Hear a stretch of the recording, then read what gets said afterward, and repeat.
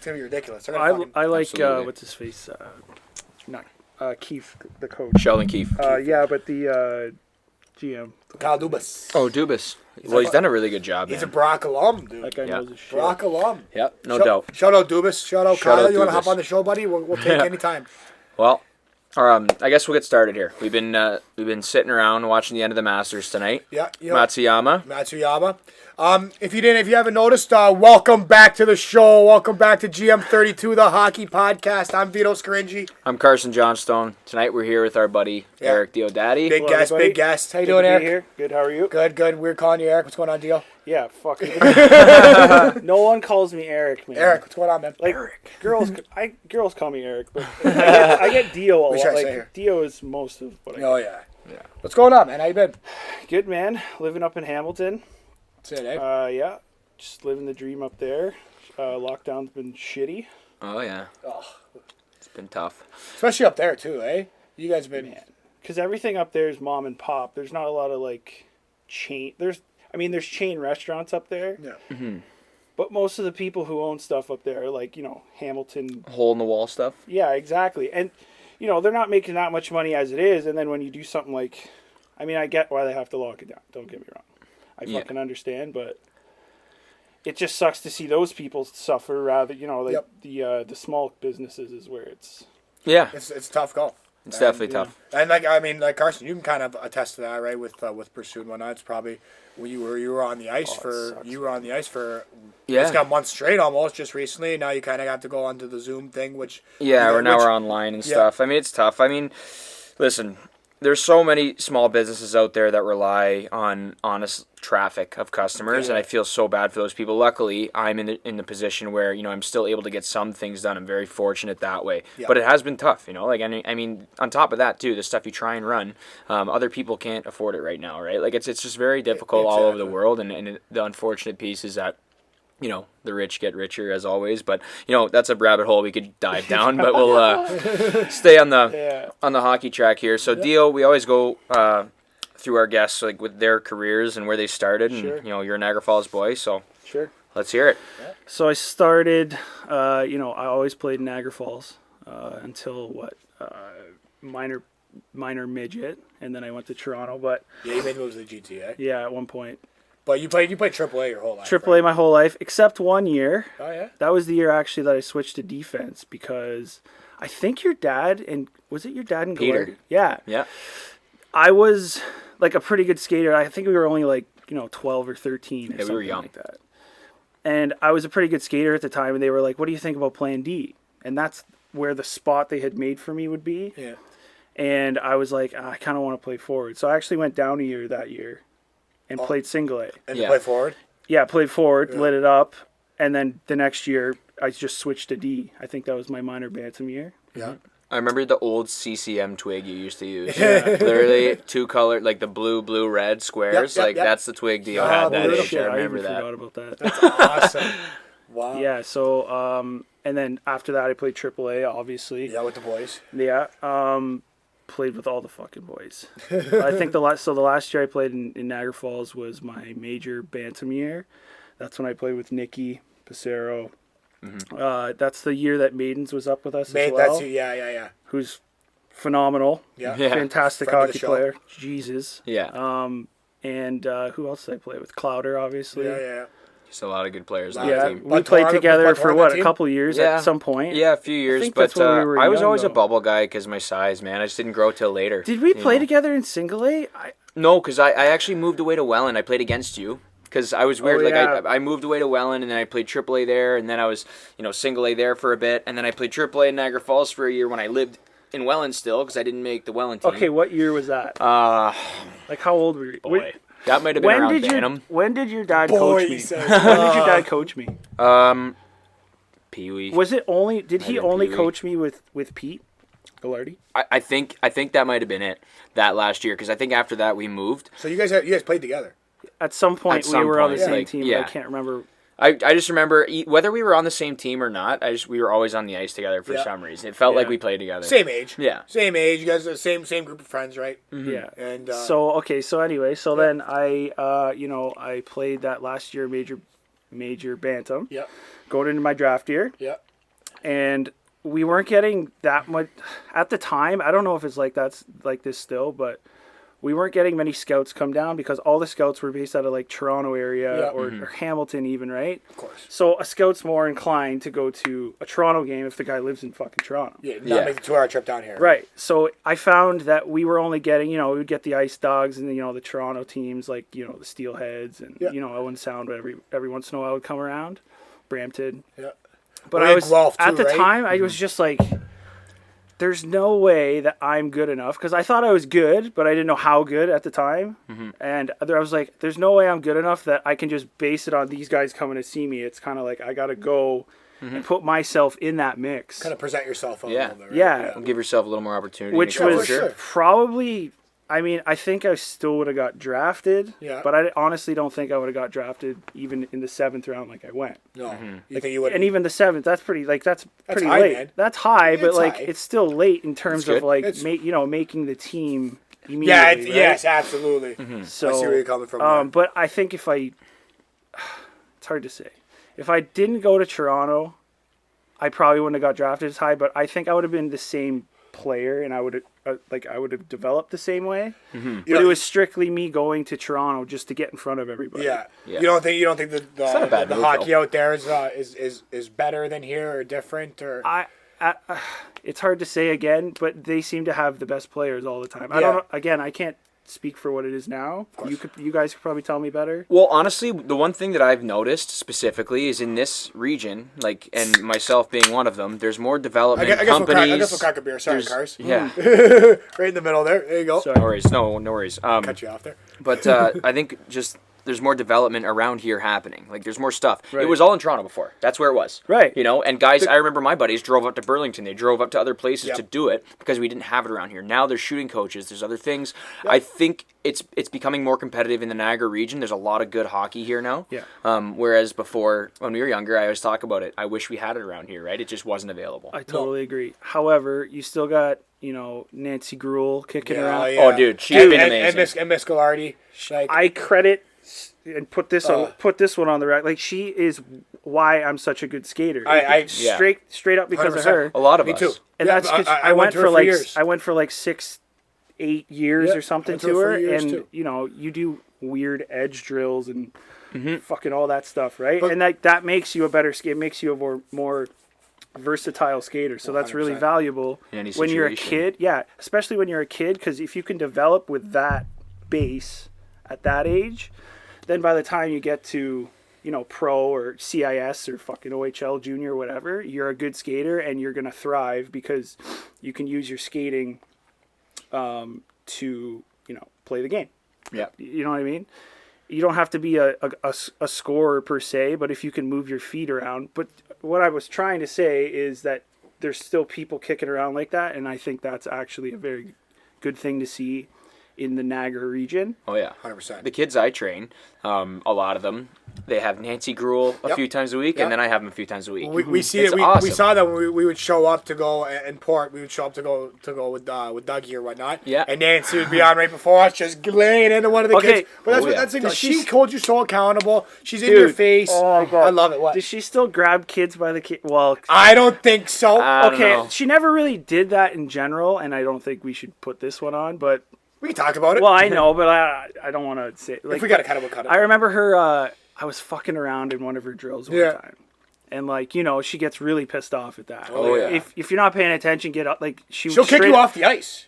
I will give you your money back. Get the fuck out of my get off the ice. And she's like told people anyway. She's told people off in the crowd. It's great. It's awesome. I loved it. But I remember one time, I was one of those guys, fucking around. And I turned around and she was right in my face and she grabbed my cage. She's like, "Do you want to be here?" And I was like, "Yes, yes." She's like, "Stop fucking around." And I was like, I think I might have been 12, and I was like, "Okay." Jesus, she's awesome. But that stuff, that it wasn't like a malicious act though. Yeah, but that makes at that age you need that because teaching. It's teaching. Yeah, then you'll learn on the spot, and now every time, you know what I mean, and you're better off. You're attentive. She's going to be able to teach you. with 100%. Well, I'll tell you one thing too, as a guy that like trains younger kids too, that are about that age. The screw around level's there because their attention span is what it is. They're young kids, right?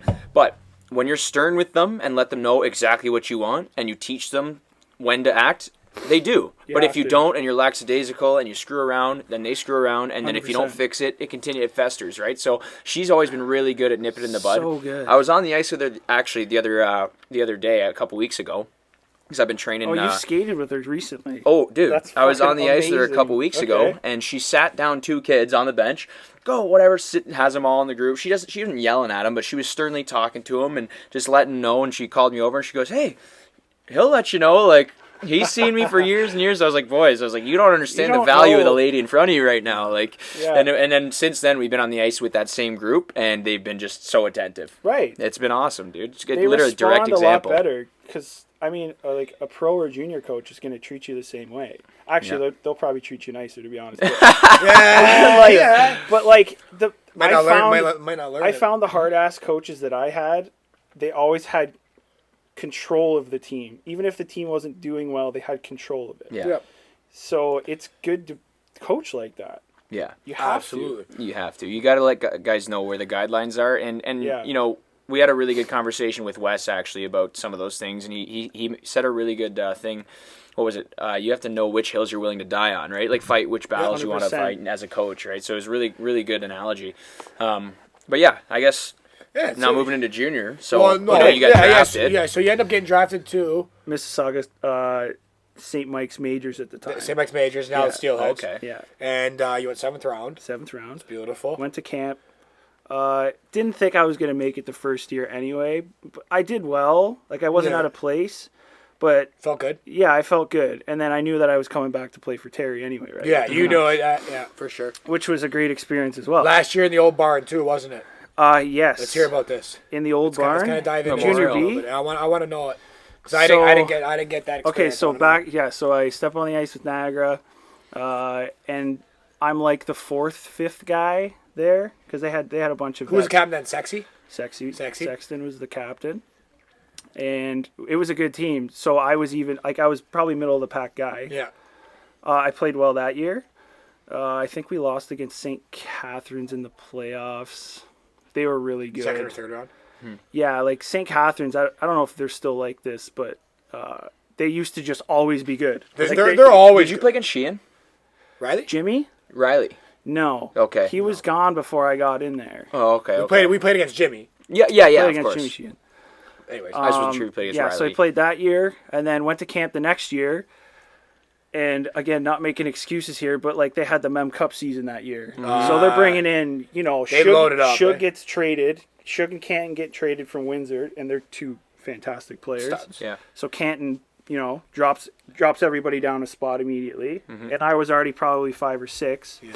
So they were like, "You want to stick around, play an exhibition game?" And at the time, I was like, "Fuck this! Maybe I'll just go to the States or try something else." Yeah. Or, because you haven't played a game yet, have you? No. So you're still. So I didn't step on the ice. So you're eligible for NCAA. Yeah. Okay. So I didn't step on the ice. Just went back to the Falls, which happened to be probably the best year of hockey that I ever played. I'm gonna hop in there. Yeah, we had a sick year, bro. Stupid. We were really. Dude, really Terry good. went all in, man. He normally does too. Like he loves winning. The guy bleeds the Canucks always. And he'll put everything into it, right?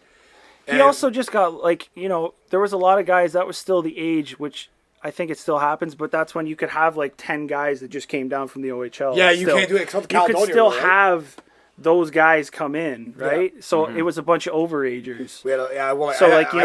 Steckley, Miklev, Cam McLean, me, you, Cam wasn't an overager. Who? Cam wasn't an overager. No, I know that. Oh, you're just naming guys off? Yeah, Dustin Scott. Oh, my God. Matt Mathers. Yeah. Oh my. God. Okay, so we had a bunch of guys. We had a dumb good team. And to be honest, I think do they have a rule that you can only have so many overagers? Yeah, now there is. It's called the Caledonia rule. Yeah. I get it, but that changed the dynamic of the league a bit. Now I did, but honestly, you're more invested in it, so I can understand. I'm listening to you for sure. The only thing that I think made it a little better is because people just couldn't compete with the money Caledonia was throwing at people. Like, it's no secret, and they were paying these guys to come down from the OHL, and like, man, the one year they had 14, 20-year-olds. Oh, like that's ridiculous. Okay, so this is prior to this rule. Yes, okay. Yes. So it is called the Caledonia rule. Yeah. Like they literally made it because Caledonia had 14, 20-year-olds one year. It was like that's that's an aggressive amount of time. That's not developing problem players. with that though is that it was in an era where other teams weren't paying their guys. Exactly. So like because it used to be all the junior B teams were fucking sliding guys. You want to go to school, eh? And I'll give you some school money. And I'll give them money. I don't know. I don't know the specifics, but I just know that it happened back in the day, right? And like that stuff doesn't happen, which is fine because it gives younger guys. Is that why they do it? Because it brings younger guys in and less older guys develop. Okay. Yeah. Are the other leagues like that? Yeah, so there's the CCHL has a certain 20-year-old rule. They always move 20-year-olds, and they've been like that a long time. They do a really good job, and this is why I think it's a good thing because they will move if they have a bunch of 19-year-olds that are going to be 20. Mm-hmm. They can only have I think 3 or 4, so they'll move some to another team to make it competitive, but like maybe for a couple young guys to develop them in their organization or whatever. It's cool how they work it out that way. That's beautiful. You know, I definitely don't disagree with it. Mm-hmm. But what I'm saying is basically, at the time we could have all those guys, right? So we were lighting it up in Niagara Falls that year. We had a great. But you know what? We all gelled. We had. You know what really helped us that year too is Vinay and Ned. That guy. Yeah, he was really good. Oh my God, was I forgot about that guy. Was he ever, bro? We had a great team all around. We had like 7 out of 10 top scorers that year. Like it was ridiculous. But Vinay pulled us through, man. That really kid was unbelievable. Too. Stellar guy. Didn't have like we all gelled as a goalie syndrome. Like. No, we all gelled as a team. You know what I mean? Yeah. And, that was great. And like I don't know. Well, okay. So another reason I'm fortunate between those 2 years is because I played in the old barn and the new barn. And the new one. And both years we were pretty good. So one year, we had a good team, but everybody was coming to the rink because they knew that it was the last couple games. Yeah. Mm-hmm. So we were, getting a lot of people. You remember walking in there and having like $3,000 in the stands? Or like seeing it or being a part of it. Yeah. Hanging out at the snack bar. And that's what I tell everybody all the time is I live across the street. You know what I mean? I went to games every I loved it. Yeah. The year I started with the Canucks was the first year of the Gale Center. Yeah. So I never got the actual experience. Yeah. I went to camp. Your 16-year-old year, I went to camp at because Terry Brown. I got the walking chance down the hallway at Memorial Arena. I know the atmosphere is unbelievable. The atmosphere is ridiculous. Yeah. Jimmy Rocco flying around in there. You know what I mean? I feel fortunate that I got to walk out of the dressing room and go into Gus's dungeon. Yep. And ask him for a stick, or like, hey Gus, can you do my wheels? Like, Gus, I need my wheels done. And you could smell I don't know what chemicals they put in an arena, but the ammonia, you could smell it through the whole rink. Yeah. But it was the aesthetic of the rink. Like 100%. When you walked in there, you knew you were kind of in a battle, or it was going to be a tough. It's a war, man. Yeah. Like you walk into the Gale Center. That's why, you walk into the Gale Center, the atmosphere's just not there because there's 4 arenas in there. You know what I mean? You might be going to watch a Canucks game, but now you might be going to watch your kid play, which is all fine. But the atmosphere for the Canucks just isn't there like it was for the Memorial. It changed the dynamic for Imagine playing there, Imagine our Sunday run there in its heyday though, when the Ludsey era. When Ludsey posts all these videos about it. Yeah, man. My God, that would have been amazing. It's packed and everybody gives a fuck, and then after the games, everybody's going down the jacks and. Everyone's waiting in the hallway for sticks and stuff. Remember that? From a young age, at 4, 5, 6, even 7 years old, my dad coaching, St. Catharines Falcons and winning the Golden Horseshoe Championship and being in those crowds as a young kid. So sick. Unbelievable. St. Catharines, same the Welland Cougars used to have, dude. Where'd St. Catharines win it out of? What bar did they win it out of? The one Jack Cliff. They played at the Jack. They've been there forever, eh? Forever. So your dad won it with them? Yeah. Oh no way. The Golden Horseshoe. Go into that a little bit. How was that? Would you remember it, kinda? What's that? Do you remember them winning? How did they? How was that experience? Yeah, I remember them winning. I think Trevor Riviere was their captain. His son's actually, I think, up to get drafted this year. Oh wow.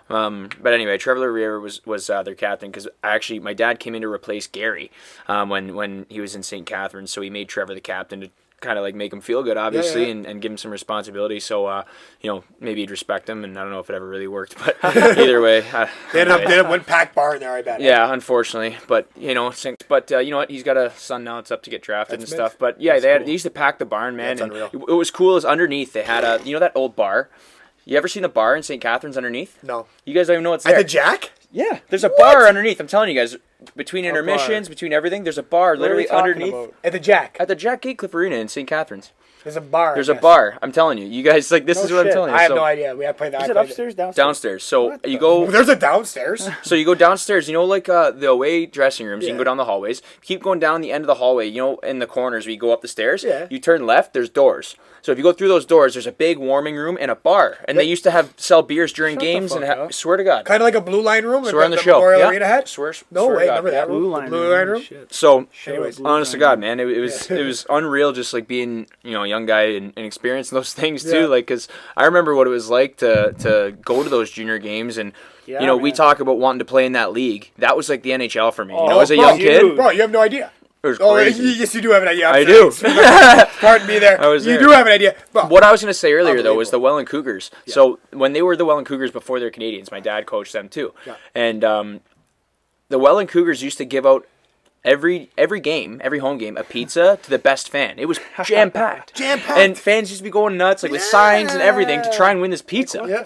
Like, dude, I remember those days. Playing, and I was like... I really wish that... Bro, specifically Niagara... Yeah. Niagara Falls Arena. I really wish they would have spent the money and refurbished it. Yeah, I realized they might have had to scrap the whole thing, but that 100%. spot for a hockey franchise is so cool. Yes, it's so underrated. It's the best spot. It's the best spot going. Think about it. It's just sneaky good. As you were saying too, you had Jack's right down the road. You know what I mean? Shout out Dom. Yeah, you can go to the cantina. Bro, you hear about the story where they took the Zamboni down there? Yeah, that's the best. That's insane. I'm sure that's happened more than once though. You think so? Man, I've only heard the one my cousins on the back in the day, they used to fucking do whatever they want. Yeah. Well, yeah. So anyway, we ended up winning the playoffs. We had a great time. Went down to Jack's for the trip. Cameron Stewart scored the winning goal. Oh, shout out Stu Banger. It was Thorold. Overtime. We swept them. Yeah, and they were supposed to beat us. Yeah, and we gave them a licking. And Stewie buried one in OT. Yeah. Huge Shelly. That place was so I was in the stands then. And I was 16. I get bombed all the time. Sucks, sorry. What are you gonna do? I still got a ring, buddy. Still got a ring. But ding. Dude, that arena was 3 or 4 rows deep of people. I was standing up. I was on the team and I couldn't see the game because that's how many people were in the stands. So I haven't been to a junior B game in a while. Like, does it still get like that in playoffs? Does it still get like in playoffs the stupid capacities? Like, no, really, it doesn't. And in the later series, the later series, and like if you get a Thorold St. Catharines series or a Niagara Falls, St. Catharines, something like a big series. Yeah. But the problem was Caledonia was murdering everybody, and even St. Catharines for a little while was killing everyone, and it was like, why were we going to watch? We were going to see the same team beat up on everyone all the time. We just saw the biggest. Oh my God, Reeves just killed. What's his Gross, name? whoever Gross is on. Welcome to the show, Arizona. Yeah. Wow. Okay, so we win the ship deal. We're fine. So we won the league. We won the league. We go to the Sunday. What happens? We played the round robin. Yep. And we played St. Thomas. We only had to play one game. We had to play 2 games. 2 games. We won both. And then we had a third game. That's when I got to play. Parker got to play. We were in St. Thomas. And remember how loud that barn was? But it was unbelievable. Unbelievable. There wasn't that many people there. No, they were packed. Oh, was it? It was packed. And we ended up going to overtime with them. We didn't want to lose, but we wanted kind of not to just conserve our boys. Well, we were also down 3-1 going there. Yeah, we're going to conserve our boys. No, we're still the round robin. I'm talking. You're talking the first game. So we played 2 games, and we had a third game in the round robin, and then that game is when none of you guys played. All of us played. I played, Parker played, G-Man played. I forgot about that game. I had to jump. I jumped the guy in overtime, got him leading score. Yeah, no, leading score. I jumped, butt-ended him, jumped him. Hey, did what I had to do, boys. In the playoffs. In overtime in the playoffs. Yeah. Just off the face-off. We're down like 3-1. Parker's going in for take the draw. I go, Jesse, I got this one. And I skate. It was dead middle of the overtime. I put my hands down on my blade, and I give the guy a little kiss with my butt end. And just he goes, and I just shed him and jump him. this game a little lax, and Fuck, I forgot. and he was the leading scorer. You know what I mean? And Anyway. he got tossed for 3 games, so Wow. he didn't play. Anyways, continue. Oh yeah, he did. He got suspended for 3 games. He I had to push the completely ref or forgot something. about that. Thank you for reminding me. Yeah. And then we lost the Sutherland Cup, which sucked because that was like We got pumped in the Sutherland Cup. we got pumped. We got pumped. It was not good. Who'd you guys lose to? St. Thomas. No, Elmira. Elmira, the Sugar Kings. Elmira. They beat us in sick, 5 games. They had a kid, last name McDonald, And he was gross. and he went to. I played against him. He played in Barrie. Oh, yeah? For the Colts? Sick. He should have never been playing in the league we were in. Yeah. No, eh? He was so was good, unbelievable. so strong. Okay, so then the next year I make the team in Mississauga. So you go to camp. No, let's hear about your camp, though. You're going into camp after having a great year with the Canucks. Did you know you're going to make this team? the third year. Going Yes. Oh yeah. You knew you were going to make it? Because I knew that they were going to dismantle their Memorial Cup team. So you Because all those guys are going to the show You and after. Foisey, eh? Yeah, me and Foy. You and Foyce. Yeah, I forgot about Foyce. so Shut up. actually, yeah, fuck me and Foy. But was Foy in the OHL before I was in? No. No, you guys went the You same guys year. went the same year. I think. Same year you guys went. Right. Yep. Yeah. You're right. Yep. So I go to camp that year thinking I'm gonna make it, and I had a really good chance of making it. Yeah. So I make the team. Yep. And I was like a 4 and 5 up and down, but we had on that team they had DeMello, who plays in Winnipeg, Yeah. and Percy, who was a first Stu, round yeah. Stuart Percy. Yeah. Yeah, he's good. Great hockey player. I played with him a little bit younger. He was the first round draft pick to the Leafs that year. Oh, yeah. Oh, yeah. So they were kind of taking precedent, right? And I was an offensive guy, but I wasn't like the offensive guy ever really. Mm-hmm. Yeah. Except the junior B I was that year. Yeah, but like we talked about this all the time. You were able to move your feet and get yourself in a position not to score as much, but to set other guys I up. was You had like Wiley with you. I was always like tall, but I was never like thick. No. Yeah. So, I had to maneuver myself around rather than throw my body around because that's just how I did it. And then I learned to use it to my advantage. Spinning out of corners on guys. Yep. Using little deceptive head fakes and stuff like that. But anyway, so I make the team that year. I played well. I got scratched maybe, I'd say 10, 15 games that year, which I shouldn't have been scratched for in my complete opinion, but whatever. Yeah. It is what it is. Yeah, Everybody it's goes hockey, through it. yeah. It's fucking whatever. Yep. That year we weren't that good. Playoffs, I think we got swept by Belleville. And then the next year came back. I had broken my hand that year. Had to get surgery on my pinky finger. Ugh. So I had to sit out basically half the year there, which sucked. Then this third year I came back and lit it up. Remember Sean Day? The one that got early accepted, or what are they? Yeah. Special status. Okay. For the OHL. He was a defenseman out of the U.S. and he came in. Yeah. And we played I think it was 5 games in, and I got traded to Windsor, and I think I had 3 goals and 3 assists in 5 games. You having a good time in Windsor, right? Yeah, and I think Mississauga owed Windsor a favor because of the previous year when they got Shug and Canton, those guys. And then I went to Windsor, and it was best year of my life. You had a good time there, eh? Off the ice, that was my favorite year, I think. Yeah. Yeah. Good guys. Because university is a different story. You're kind of on your own. It's less. Absolutely. It's less serious a little bit. So yeah, we had a great year that year. My defense partner was fucking Slater Kukuk, who's now in Edmonton. Yeah. Yeah. And then what the fuck happened after that? Where was I going with this? Oh yeah, so then after that year, I'm I didn't really get any NHL looks, and I fished around in the East Coast League, and I got some bites, but I was I'm gonna go to school. Mm-hmm. So I went out east. To Fredericton, and to play at St. Thomas University. Yeah. They had a huge with Clowder, right? Yeah, me, Clowder, Stephen Janes, bunch of guys that I played with or against. Actually, I brought a lot of the guys together.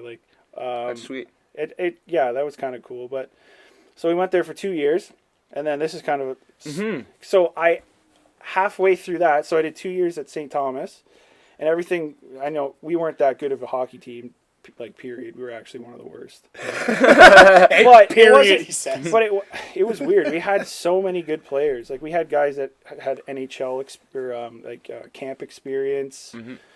Lit it up whatever they were in at some time, but we just couldn't put it together. It was just that team that had all the guys and just fucking could not win to save their life. I swear to God, it was cursed.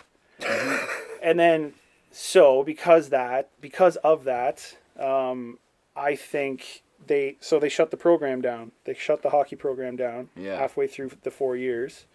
So I had to go find a new home. Mm-hmm. And then Waterloo called like immediately, and I was just like, okay, Waterloo, don't know much about it. Also, it's very intimidating if like I was okay in school, but never Waterloo. Like you got to have like a 95 average for most of the programs. Oh, really? Eh? It's insane. They're an intense school, yeah. So I was super intimidated about that, which, whatever. So I kind of was like, maybe I'll just stay home. So I talked to Brock. Yeah. And I still wasn't feeling right about it. And Toronto or U of T had called, and the northern teams like what's the one in North Bay there? Superiors. Is it Lake Superior? No. Anyway, it doesn't Oh matter. my God, what's the name of it? You gotta know. You gotta be I do know. North Bay. Murphy plays there. Oh, really? Yeah, North Bay. They play in the arena, like that. The Italian. Jared Smith played there. Oh my God. Nipissing. Thank fucking God. We'd have sat here all night. Nipissing. But the other one that Murphy's playing at up in Thunder Bay. Yeah. Superior, right? No, that's Which one's that? well, we're batting 1,000 here. Yeah, Lakehead. Lakehead. Sick barn, a lot like Niagara Falls. Yeah, and they pack the place. Nice. Yeah, what a sick that's spot crazy. to play. But anyways. Yep. Anyway, so I ended up going to Waterloo because I figured, I'm going to get a sick education. Yeah. For sure. And, the team we were always at the middle of the pack. Yep. Mm-hmm. And I was going to be the guy. You were the man there. There was other guys too, like Mike Moffitt was another good player. Like he was one of our defensemen. Yep. We had a bunch of really good players. Team, yeah, and so I was like, okay, kind of sacrificed the education at that point for the hockey, whatever. Had really good seasons. Never really got hurt, thank God. Small stuff like a little pull here and there. Yeah. But, and then, so that was a really good experience. And anybody who's thinking about going to the University of Waterloo, you should do it. If you have the chance, go. Yeah. All the schools if you have a chance to go to like Western or Laurier or any of those schools, like that's the closest thing you're gonna get to like a D1 school, like because people actually give a shit about those schools. Like Laurier has everybody's wearing purple. Everybody. Yeah. You know what I mean? They have a lot of school spirit, so good spot to go. But so I finished the second season at Waterloo, which would have been my fourth year playing in the OUA. Yeah. Or CIS in general. Yep. And then I got a phone call when we stepped off the plane from Thunder Bay, because we were playing at Lakehead. Mm-hmm. And I got a call to go to Wheeling. I was like, okay. That's where Marino's at now. Yeah, and he's doing well. Yeah. He's a tough kid. He's throwing down pretty good, too. He's a tough kid, and he knows how to play the game. Yep. Yeah, he's good. And he can fly.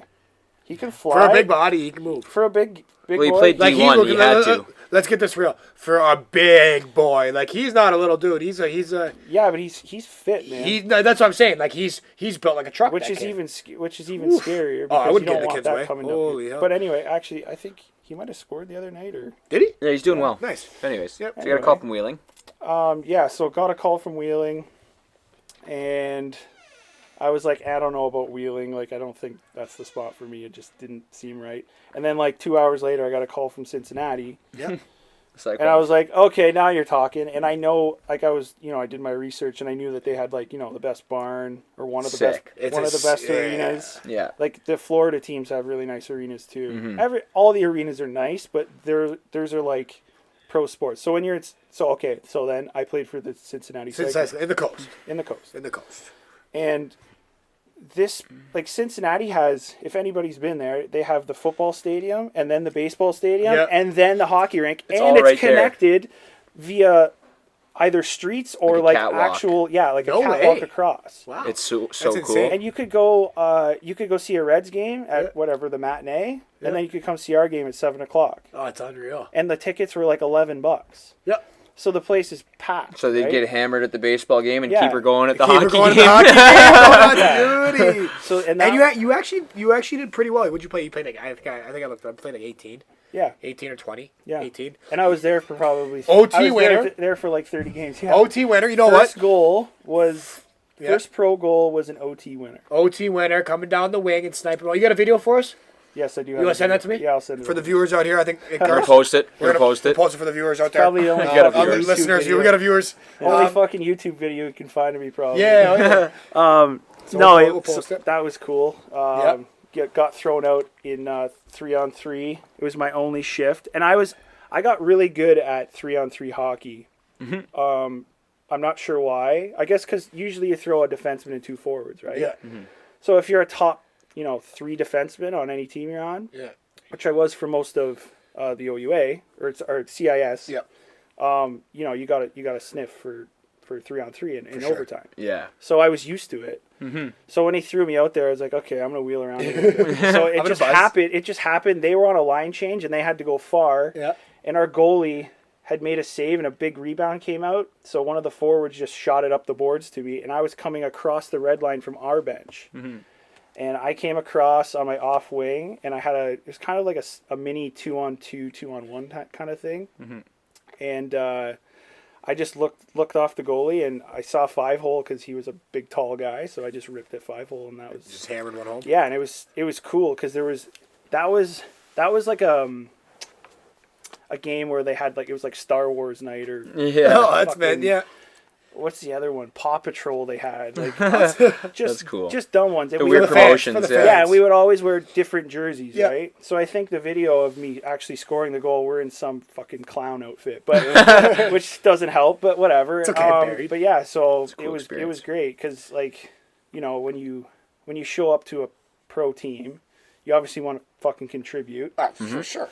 And that was I think third game. That's not bad. Second or third game. That's not bad. So I wanted to do something, and I had an assist. I think that game or the game before. So I was kind of rolling. Yeah. And I was getting a little bit of second power play. Oh, that's all right. Which is why I did so well because that's where I fit on the team. That's where I should have been. Second power play guy, moving the puck. Yep. PK, second PK. I'm just eating up minutes where you need me. That was the kind of player I was. That's it. When I got there at least. Mm-hmm. And they gave you the shot to go out there on a 3-on-3. Yeah, and it was great. It was probably something that's a play in hockey that you'll never forget. I remember every single second of it. Yeah. And now I could see the video, which is great as well. But yeah, of course. But no, it was great. And then I think the 6th game I was there, I actually got hurt. I dislocated my shoulder. Oh. And you know what that's like trying to get over that. I don't know if you guys had shoulder issues. Yeah. It sucks. I don't know. Shoulders are very complicated, so it's hard to. It's very common in hockey too. Shoulders and ankles. Yeah. Shoulders, hips. So I played 5 more games actually injured. I shouldn't have played. But I told guys, but it seems like, especially in the coast, because they run a small roster kind of. Yeah, they do. Yeah, and especially once you're out, you're out. Get in. You want to stay in, right? Yeah. And they urge you to stay in. So I stayed in, and I wasn't that bad. I wasn't taking slap shots, but I could put a floater on net kind of stuff. Mm-hmm. It was more getting hit up against the wall. That's what did it. Yeah. So anything that mimicked that was bad. Yeah. But so then 5 games go by, and I'm like, I can't play. So I miss a weekend. And then it was kind of the scenario oh, well, you're out and I don't know when you're going to come back in kind of thing, right? Yeah. And we were a good team and we were still fighting for playoffs. So I can see what he was thinking, right? But for me, it fucking sucked. Yeah, of course. It's hard. Yeah. And then, so we went into playoffs. I think we were second or I think we we were second seed or third or something like that. Mm-hmm. Good team. I played with Rick Vive's kid. Oh, cool. He was good hockey player, big fucking dude. Yeah. Oh yeah. That's awesome. Yeah, and tough, and just great. team guy. I don't know. So that was it for you then. After that, that was it for me, boys. The next year, I had a contract to go back. They offered me a contract, and I had a couple things going on in Europe that I could have, the Sweden thing or France Division 2. And at the time, I was just like, I knew what it was like to, the bus trips and all that shit, right? Yeah. But the East Coast League's a different beast, right? And I was just like, it kind of just put a bad taste in my mouth a bit. Yeah. And that's not to say that's why I quit or anything, but it really factored in. And then we get lots of other stuff going on all the time. Like, just I want to shout this out because we used to always go watch you at Yanks, always, right? Yeah. Like, you always had the music going on, like, through junior, through hockey. Shout out huge to the Keystones. Every time they were playing, everybody made it there. I really hope that everybody who came to watch us really enjoyed it, even if... I want to tell you something I've never told you, obviously. Go ahead. Okay, Emily and I, when we first started talking, I live with Emily now. It's my girlfriend, just for all the listeners. Anyway, so Emily and I met, and then we kind of decided that we weren't going to talk anymore because I was going back to play hockey. We weren't really sure where we're at. Right. And we went to a Keystones night, and she was there. Where was it? At Yanks. Fucking right. It might have been your last one, like the last show or something. Shout out Yanks. It was just a couple years ago, right? So anyways, so we went and she was there, and we talked, and we were like, this is stupid. Like, we should just keep talking. So it's funny, at one of your shows, then we're still together. That's amazing. Yeah, let's kind of dive into that now. We got through your hockey career, and, now, you're doing big things. You're doing big things with that music. I wouldn't call them big yet. You know what? There's a very big learning curve for the music industry, production of music, songwriting, learning an instrument like a guitar or a piano. I'm trying to learn right now. It's so complex, right? So you can't just jump into it. You have to be versed in it before you show people. Kind of thing. And you know what? It is big things because it's something you're very passionate about, and you're 100%. Moving in the right direction. Very. Not quick, but profitably for you. You know what I mean? Like it's going good for you, and let's give a shout out here. The thing is with so go ahead. Yeah, let's give a shout out here. This episode's sponsored and powered by Fame Cartel. Thank you very much. You're doing great things. Everyone, give a listen. Spotify, Fame Cartel. You guys are gonna like that music. It's dynamite. You got a new release coming out soon. New single coming out. It's called "Dance with the Devil." Oh, can't wait. What, April 15th? April 15th? Thursday, April 15th. There you go. So get on there, guys. So get that on your fucking Spotify playlists, all that kind of shit. Absolutely. Play the game. Mm-hmm. But, no, it's... music's something that's definitely been a part of my life for a long time. In the summer times, in between seasons, you try to make some money. Because when you're a hockey player and you're a young guy, the thing is, you want to get a good job, but... people aren't willing to give you that money if they're only going to get a 4-month investment. Yeah, exactly. Right? Exactly. Which is why, we're fortunate in Niagara Falls to have all the serving jobs. Yep. Yeah. Bartending, serving, service industry, fucking hotel this, whatever. We're lucky that So way. it's lucky. 100%. Maybe not for people that aren't from Niagara Falls, but it's there at least, right? Especially for a young person. We're spoiled here. It's unbelievable. For sure. Yeah. Unbelievable. Yeah, people dog on it sometimes, but it's got a lot of character for sure. Yeah, absolutely. Yeah. And you're able to do stuff. Like you want to serve? No problem. Go out there, put a resume out. You'll find a serving job. Something. Yeah. You'll find there's too many places not to find something here. We're very right. spoiled. So 100%. So I most of the time was serving, bartending. Served at a keg. Yep. Yeah, you were at the keg for a bit. Served at bartended at the brewing company on Clifton Hill. Yeah. Right when it opened too, so that was kind of sick. That's pretty dope. Yeah. It was like a pretty big. You probably did pretty well there too. Yeah. Yeah, it was great. But yeah, you were always. I remember you were always. I thought you were always the kid at the bonfire slamming the guitar whenever we were out there. I was trying. I don't like being the kumbaya guy. No.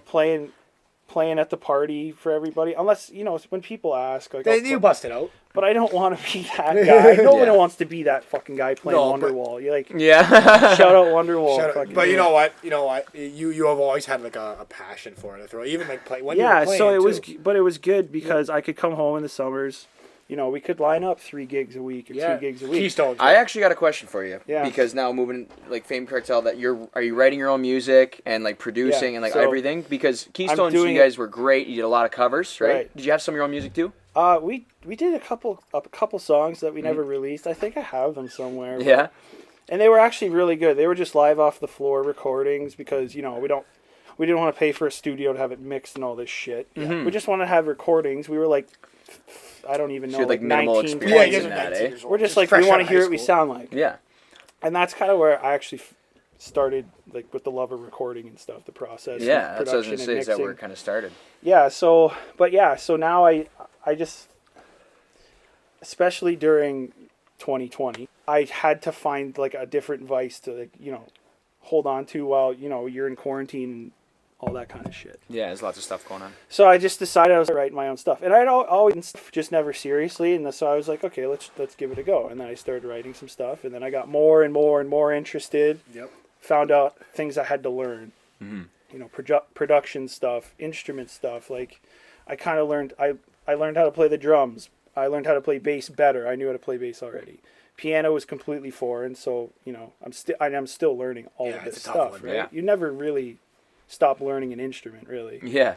You can always get better and always do little new things. Yeah. Right? So, and then I started realizing that I had, like, this creative mind for it. And who's to say if I ever become like I'm not looking to become a rock star. It's just kind of a thing for me to get my stuff out there. Because when you record music, you want people you make it, personally, I make it for other people. I don't necessarily write about myself or my experiences per se. I write vicariously a lot through somebody else or something that I've seen or a situation that I'm really like, I ran into and somebody else ran into, and that's what I'm going to talk about. Yeah. Mm-hmm. So I try not to make it about me because I just think I've never been like that. I don't know. I wish Slim Reaper was here right now because he's got a cool quote about music. I might butcher it, but I think it goes like this: art decorates space and music decorates time. Right. Which is really cool, and just like kind of made me think of it when you were just talking about that, right? Yeah. So this past year, I enrolled myself into like a production course online. Wow. Mm-hmm. Which was great because that's the only thing you could do. Couldn't go to a class anymore, so fuck it. Yeah. And I bought all the stuff I needed to learn how to mix, produce. I had got a drum kit. I got all the guitars, all the piano stuff like that. Yep. That's awesome. And no, it's something that I really love to do, and that I know I'm gonna do for a really long time. So I'm not as and I'm not. I just want people to hear what I can do. I don't know. It's kind of you just like get it out there, man. I respect that 100%. Because I spent so much time, learning songs, learning guitar, setting up for shows, like making sure people were like comfortable at my shows. Reading the crowd, trying to figure out what song we're gonna play next. You know what I mean? And I put so much time and effort into that I learned. It's a skill. Yeah, and I learned the skill, and I just want to use it. That's all it is. Absolutely. And it gives me an opportunity passionate about also to start my own brand. Yep. Even if it's not big, I started a brand. Can throw it on a resume. Yeah. Exactly. I'm gonna start selling merch. Everybody be on the lookout for that stuff. Yeah, if you want to help out, I'm selling hoodies and T-shirts, just like any other band would. Yeah, we'll post here's the other thing, guys. It's like I learned you learn the accounting system of a business. Yeah, 100%. You learn like taxation. You learn how to price things out, how to ship things. Yeah. All stuff that I know how to do, but not in a sense. In the business sense. Yeah. Which, who the fuck wouldn't want to learn that? Exactly. And when you so thrust applicable. yourself into that, you have to. Right. And then you're learning it because and you have to do it. it just happens that you can attest to that, Carson. Yeah, absolutely, it just happens that my product isn't, I'm not selling laptops or, PS4s. You're selling yourself. Yeah, I'm selling music, which is a product, because you have to create it. That's why it's a product of you too, though. Like you, your brand, right? You're selling your brand and selling yourself. My thing is like I want to make sure that the Fame Cartel aesthetic is all kind of funneled into one thing. So every time when you hear it, it's like, oh yeah, that's Fame Cartel. Yeah. Oh, when you see it, oh, those are the hoodies that he did. That's pretty cool. I want one. Mm-hmm. That stuff is so important. Because when you go to a concert and you don't really know anything about a lifestyle brand, you have. It would be nice to kind of make a lifestyle brand out of it. Mm-hmm. It's not exactly the goal, but would never say no to it. Mm-hmm. That's just kind of what I picture, just like hearing about it, right? Sure. Like if I were to, or just like you're saying at a concert, right? Like you want everybody, like that's, Yeah, man. That's like you hear your music, that's you. Mm-hmm. And like you have to appeal to everybody, but at some point you just have to make whatever the fuck you want, and just if somebody doesn't like it, then whatever. Because there's 3 or 4 more other people that are like, that's sick. Yeah. Exactly. I mean?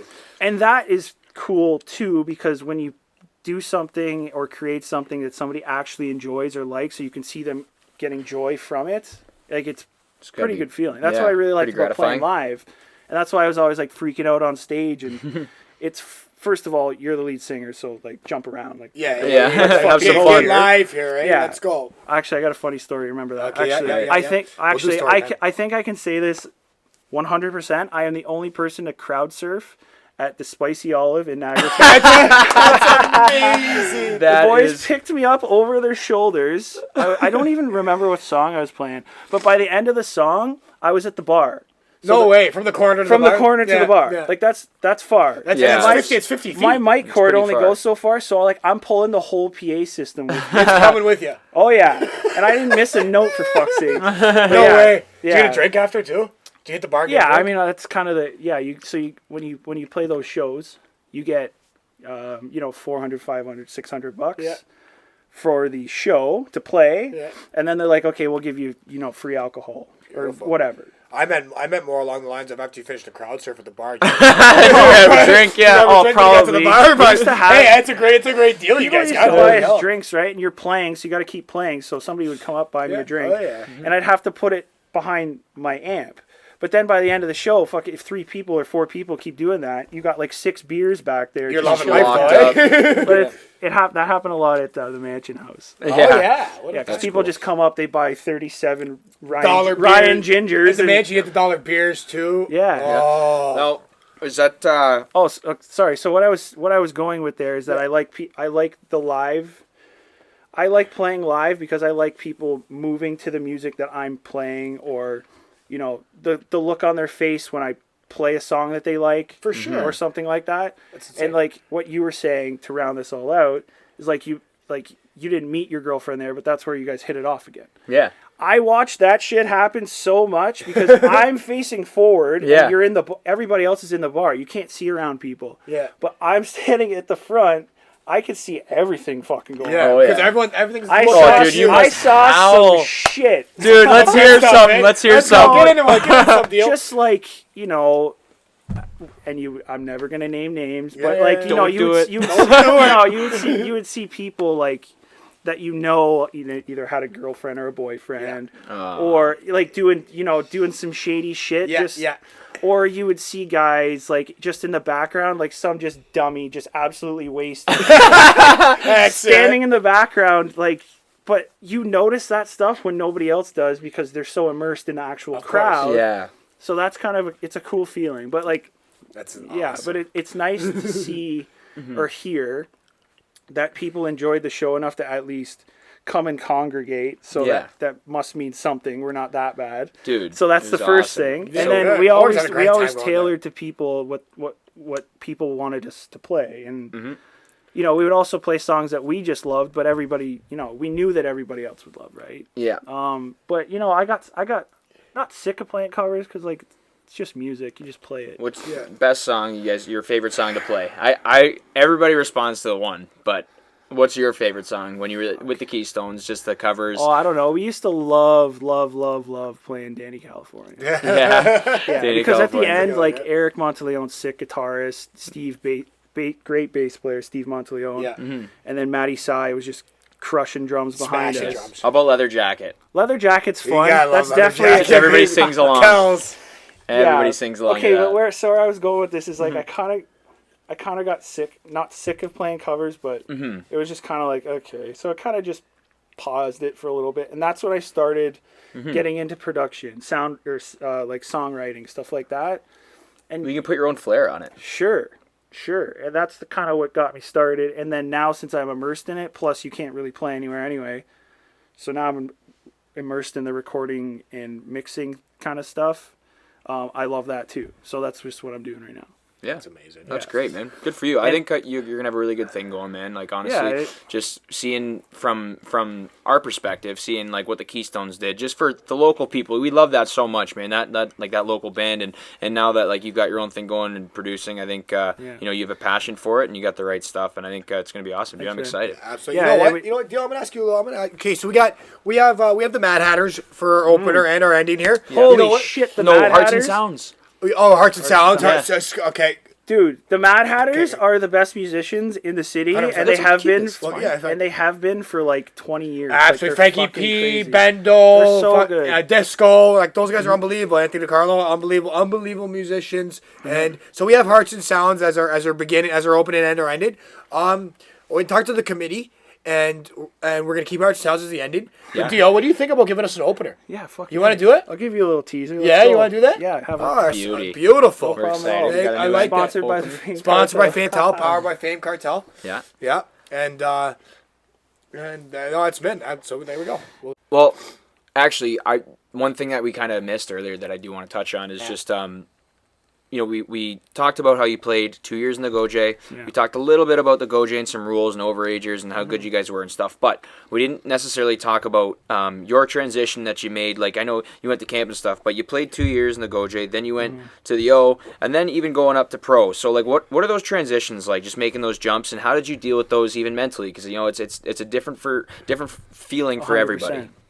So, I think personally, the biggest jump is between your like draft year, so coming out of like minor hockey, going into you know, juniors. That's the biggest jump, especially the jungle. Yes, especially at the time that I was there. That was just you had to. Kids were nuts when we played. Yeah, and beasts. 100%. Steckley. Yeah, like. Anyways, yeah. So. Sorry, no, we were just talking about the transition. So like. Oh yeah, so that's definitely the biggest. The hardest transition is that one. Yeah. I found playing in junior B saved me because I didn't get thrown into the fire right away. I kind of got, you know. Who's your partner in junior B? Your first year. Wiley. It was, eh? And then it was Wiley again. Yeah. Your second. We were sick both you years. Guys, you guys were gross. Wiley's a good player. Wiley's a stud. He's still playing in Sweden. Yeah.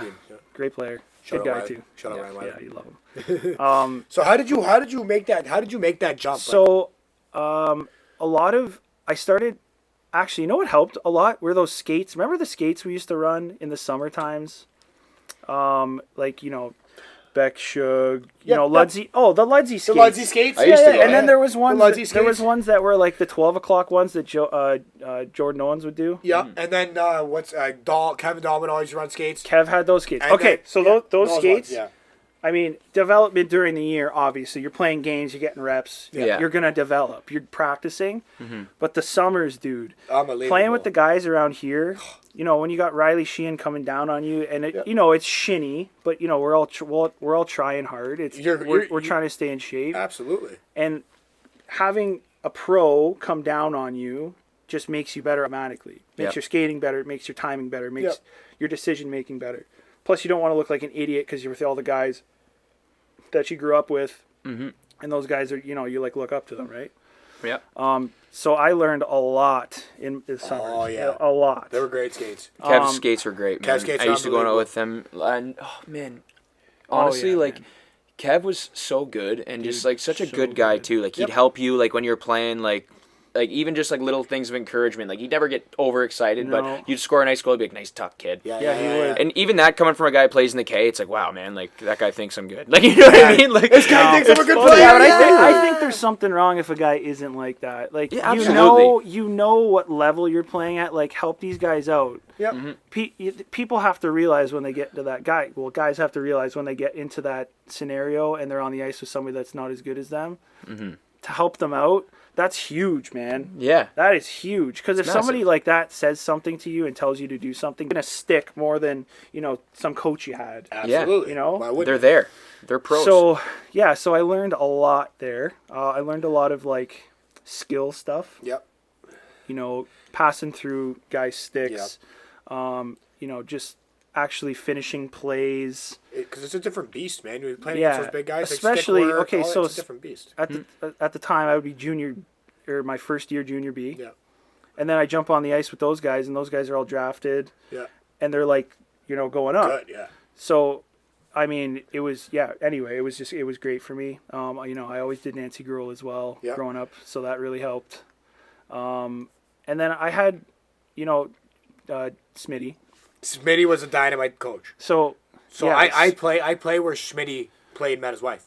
Yeah. In Sweden. Okay, so he's still there. He's back here now, I believe. No, Smitty's a dynamite coach, and he's like famous. So Smitty, me being the young guy coming into that team, he knew that I was going to need some help and support, right? Yeah. And the second I got there, he was like all over me. He's like, "Yeah, you're going to do well. You're going to get minutes. Don't worry about it." Yeah. I think I might have had like 14 points. How much did that guy help? But like, he just helped me learn the game, because when you come, the other thing, the transition, and I think this should be taught a lot more in minor hockey, is the actual game, like the strategy of the fucking game. That's what I teach, man. Guys, perfect. That's what I teach. More people. You wouldn't believe the parents that come up to me and say, everything you teach is just like so around the game of hockey, and I'm like, why would I teach anything else? Why? These guys need to know how to play the game. They don't need to know how to stick how old handle. would these guys be? They're 12. Okay, 11, 12. so it's perfect age. It is perfect because they can actually understand that and they can see structure, right? Yeah,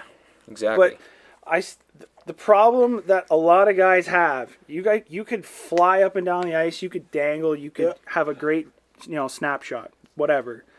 But like, if you can't play the actual game and use the strategy of the game, to win games or to be in the right spots at the right time, you're never gonna win. Fucked. If you can't think the game, you're not. Right now for our online hockey school, what we do is we do 30 to 40 minutes of like stick handling or shooting drills, a little workout, whatever off ice, and then I do 30 minutes of NHL video breakdown every night, and I teach them and I break it down. I go, look, these are professionals on the back check, puck staring. I'm like, boys, you got to turn your head around, look up the ice, see what's happening. You know what I mean? Anticipate. And these kids, you should see some of them. I ask questions. I'm like, hey, what should have happened there? They have no clue.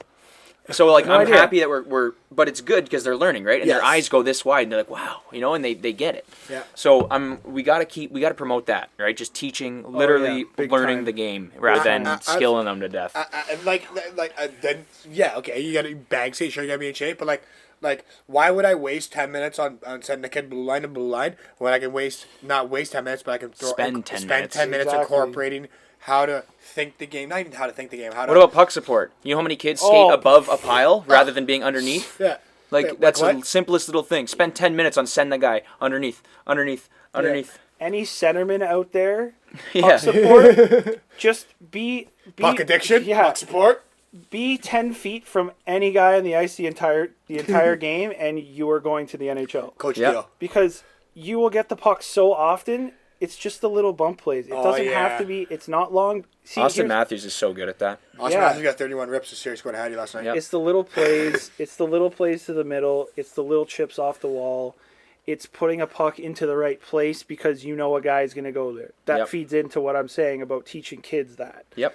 I realize you probably can't get that across to a 12-year-old. You could start, though. Yep. But these guys in minor midget, right? That's where you got to drill it. Because at that point, you just do drills that promote the right habits. 100%.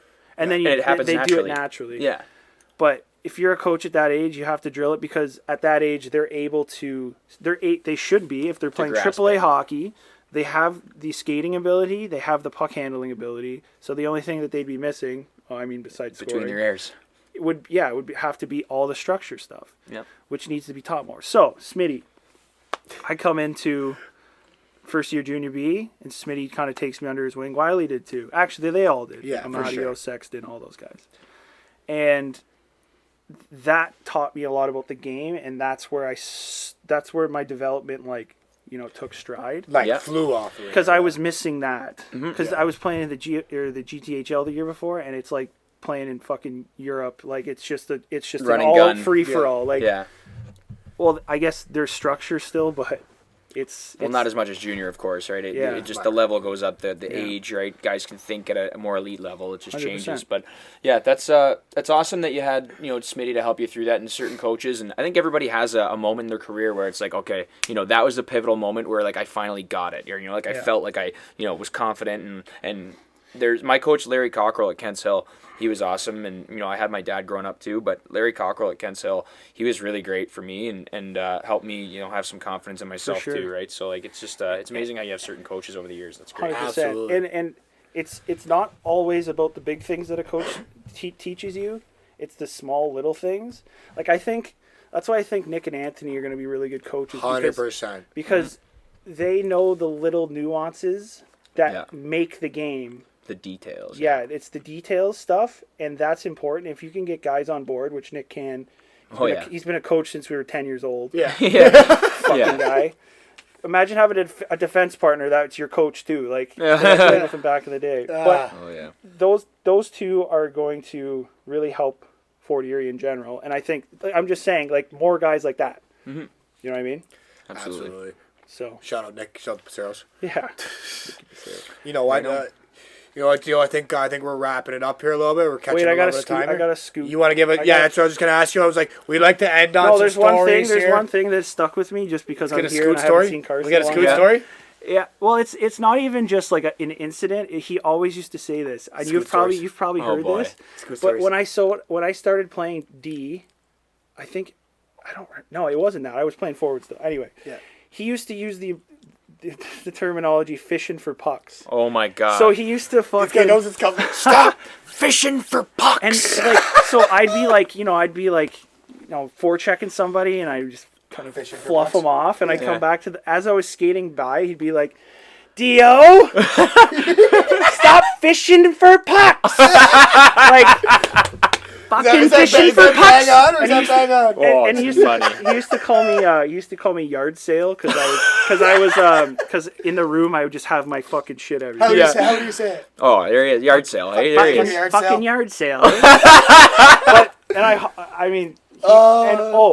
Fantastic coach. Oh yeah. Fantastic. The guy one of the best coaches till this day. I've had a lot of coaches. One of the best coaches I had. Mm-hmm. Well, what we were just talking about, he teaches all that little stuff. It's great. That's what he does. Perfect. And that's why everyone appreciates what he does. Because when you play for Scoot, you learn more than you'll ever learn in 1 year of hockey. Because he coaches you like a pro. But he's got a passion for his players too. Exactly. Does that make sense? Well, dude, when he says something, you listen.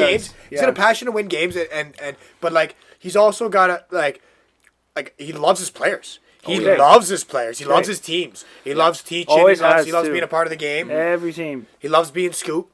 Oh yeah. Hilarious. Yeah, dude. I mean, it's just it's crazy. Snaps, and then he's your best friend after, right? Yeah, that's great. Yeah. Well, it's honestly, it's just weird because it's effective. It's not like he's not a goof that goes crazy on everybody all the time. He gives you a fair chance, but then.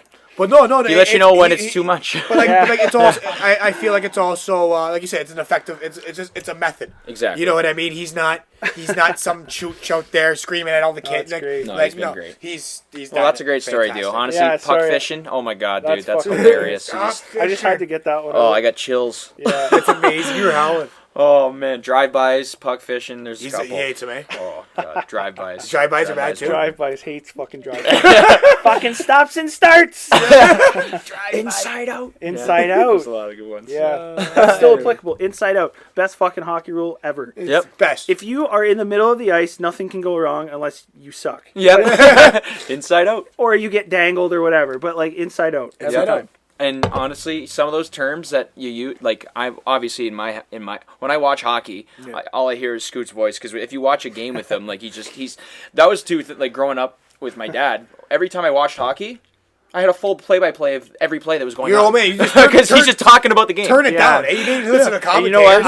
I'm the same way now. I can't I can't just watch a little bit of a game. I'm fucking you're right in the game. See everything. Not listening to anything anybody's saying. I tell the kids that too. I'm like, you're gonna learn the most from watching guys too, like and watching the stuff they do. So pay attention when you watch hockey. Like pay attention to a guy and watch someone or pick a player and watch him away from the puck. Position. And when you're watching it on TV, 95% of the time they're in the right spot, man. Yep. So that's what you should strive for, that right Exactly. There. Exactly. Well, Dio, awesome chatting with you, man. It was a great episode. We got a longer one, but I'm pumped. I think we could have went another hour. We could have for sure. I think we got to bring Dio back. Bro, we can. Why the fuck? I think Dio's coming back. Can't we just keep it on and just fucking chill and record it? Or are you guys? We can. The only thing is like for uploading it. You know what we can do? Hold on. For uploading, you know what we can do? Hour, right? Do a two-parter.